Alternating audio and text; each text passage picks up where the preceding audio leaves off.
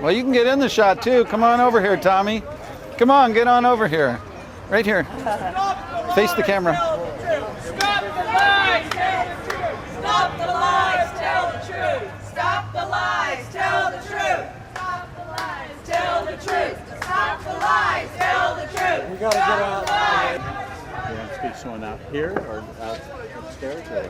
Well, we're going to see if we can get some sort of No fact checking maybe editorial. Let's stand over here. we could come out at a later date, bring some people in. Oh, sure, of course you can. And you know, as long as that's confirmed for us, and we have this material to leave off. I'd like to present you with some books, making our case that marijuana is in fact not a charade. Medical marijuana is not a charade. All right. So. All right. You want to take them now? Is that? Sure. Well, actually, I'd rather wait because I wanted to show them to another reporter that asked. You're famous. You're who? Jim. My name's Bob Caldwell. I'm John Sago. And who are you with? He's the editorial page. I'm Alice Ivany, co-chief petitioner for Initiative 28. Yes. And a patient. How do you do? Nice to meet you. Well, as I say, the best thing to do is just make an appointment. Is sit down and talk. All right. So how do we make an appointment? Can we Call me. How's your appointment, your schedule What's your looking phone today?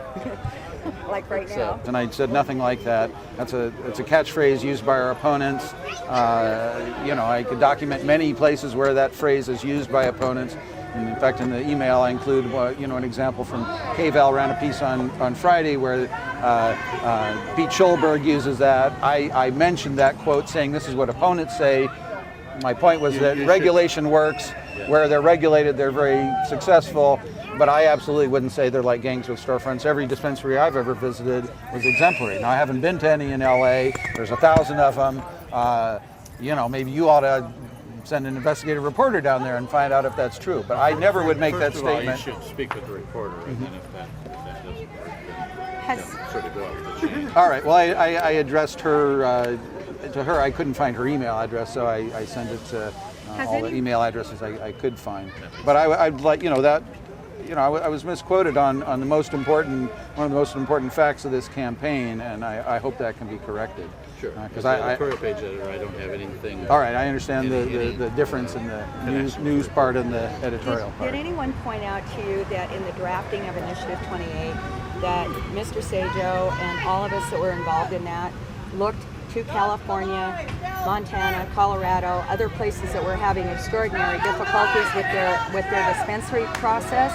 We looked at what they were doing, and we specifically drafted this to avoid those pitfalls. We took great care. Which pitfalls are you talking about? Well, the whole unregulation, the whole non-regulation, we're asking the state to regulate this as opposed to how California did it, where everybody was just opening up storefronts at whim. So we looked at the problems that these other states were encountering in their process of getting these dispensaries, and we purposely went to great care to do everything and write this up to avoid those. So Oregonians wouldn't be faced with those kind of problems and have to deal with that type of thing. But your opinion piece didn't you alluded to something completely different, and it was quite offensive. We're making a completely different argument. Our argument, our chief argument in that opinion, it's based on falsehoods. I don't think so. It is asserting the opinion that much of the medical marijuana movement in this state and elsewhere is essentially a stalking horse for legalizing marijuana generally, and that we would be happy to engage in that argument. I would love to understand how you think, what your process is when you look at this and see it as a pathway towards legalization. What pattern do you see the medical... that inside the movement, that's considered... I'm not a legalizer. I understand that, but many people who are in the movement are. And I know for a fact that there's an argument inside the movement about that very case, and we have taken a side on that argument. What argument inside the movement are you that it would be better to stick to medical marijuana as the issue, as a stepping stone to the broader issue of legalizing marijuana generally. I know that argument is going on inside your movement, so it's going No. on. Sure. No.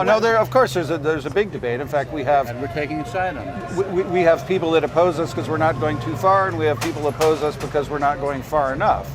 We have- But I have people- I guess what offends me is when you say, for example, the facade of regulation. We're not creating a facade of regulation. We're creating real regulation. We put in Initiative 28 every type of control and regulation that we ever heard anybody ask for. Well, we just- Inspections I and understand. record keeping and I understand your point, and we'd be happy to print a piece that makes that. Do you, know, not the other thing, I mean- recognize that cannabis is medicine at all, that is effective to help people? This aspect. No, I wouldn't say that. What I would say is that it's next to impossible for the dosage of cannabis to be measured, and thus it is hard to measure its effectiveness. Why do you think it's feel- impossible to, let me ask, why do you think it's impossible to measure the dosage? At the Harborside dispensary in Oakland, every bit of marijuana they sell there is labeled with the percentage of THC and the percentage of CBD. That's dosage labeled medicine. It's not impossible. The reason Oregonian patients don't know the strength of the medicine they're getting is because they're forced to grow it themselves, and because commerce in medical marijuana is a crime. When we can have commerce in medical marijuana, patients will be able to get medicine that is dosage labeled, and eventually doctors will be able to advise patients on what formulation to take and how much to take. And that's Good why luck we with that. included the research in Initiative 28, so we can learn about why this works and we can find out about dosage. Well, First of all, as I say, secondly, it's an herb. Why do you You're consider it welcome to make your important arguments to where I even made discover? mine, or we made ours. Oh, That is okay, a- converse to regular pharmaceutical prescriptions, which do need, because of their toxicity and their danger and their inherent danger, why do you consider a natural herb to find it, why do you find it necessary that it needs to be regulated as far as the dosage goes? There's lots of That's medications. typically how medicine is done.